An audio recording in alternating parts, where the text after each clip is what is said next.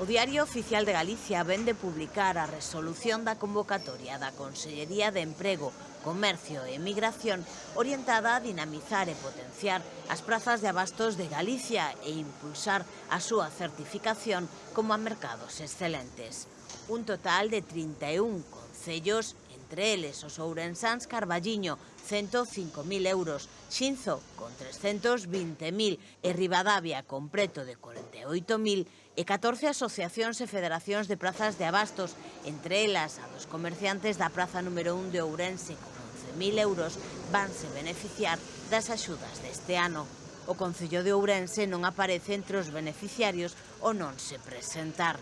No caso dos municipios, o valor da axuda concedida é de preto de 3 millóns de euros que contan como novidade cun período de gasto bianual entre 2025 e 2026 para garantir máis tempo de execución para as actuacións obxeto de axuda. Entre as accións que se subvencionan están a elaboración ou actualización da diagnose de situación e usos do mercado, accións de mentoring, elaboración da documentación técnica e gastos de dirección de obra e de coordinación de seguridade e saúde e actuacións de mellora para a obtención do selo de mercado excelente, como as relacionadas co acondicionamento dos postos dos praceiros, os servizos e a accesibilidade, entre outras.